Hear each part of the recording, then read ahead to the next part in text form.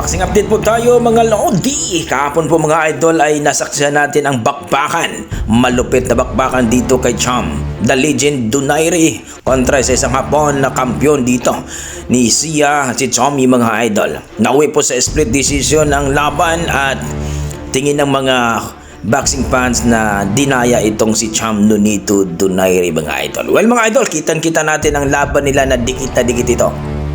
Muntika na itong manakdown ng Hapon mga idol nang matamaan ito sa malupit na uppercut mga idol.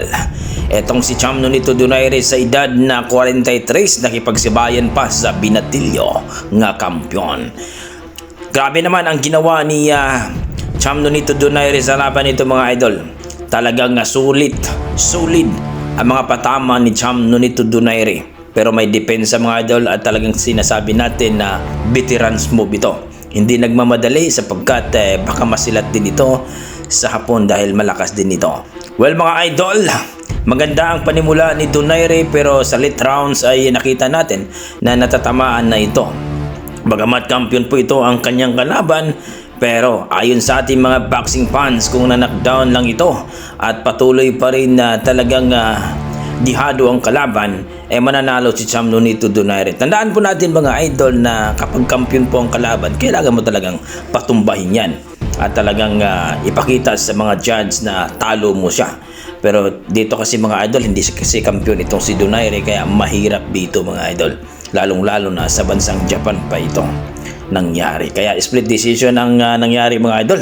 Mukhang malayo po ang score, 117 to 111. So talo po si Cham Nonito Donaire. Pero kitang-kita dito mga idol na tumulo yung laway ng kalaban mga idol at muntikan pang manakdown. Kung baga nasibay double pa ito mga idol. Sa edad na 43 mga idol, talagang naranasan ng Hapon na ang malupit na kung bagyo ang tatawagin dito kay Cham Nonito Donaire.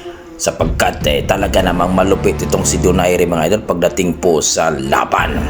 Pero talo pa rin ang ating pambato mga idol, pero pinakita na malupit ang ginawa ni Donaire at talagang basag ang nguso ng kalaban. Sa ating mga boxing fans mga idol, kung na-knockdown pa lang itong Hapon ni Donaire, sigurado na daw ang panalo ni Donaire dito mga idol. So kayo mga idol, ang masasabi nyo dito sa laban ni Cham Nonito Donaire? Mayroon kasing mga kumakalat na rap daw itong si Donaire, panalo daw ito dito sa laban kahapon mga idol sa kontra sa Hapon. So please comment down below mga idol. Sa kabilang banda mga idol, ayon sa supporters ni Cuatro Alas Casimero, kung ganitong boksingero daw ang makakalaban ni Casimero, sigurado daw talaga may kalalagyan pugot ulo daw talaga ito mga idol. Dahil gustong gusto ni Casimero yung bell to bell. Kita mo naman mga idol na agresibo si Donaire, mas agresibo din ang Hapon. Kaya ito yung gusto ni Casimero, no, na makalaban ang ganitong boksingero. So kayo mga idol, kung sakaling ito ang nakalaban ni Casimero, may kalalagyan ba ito ni Casimero?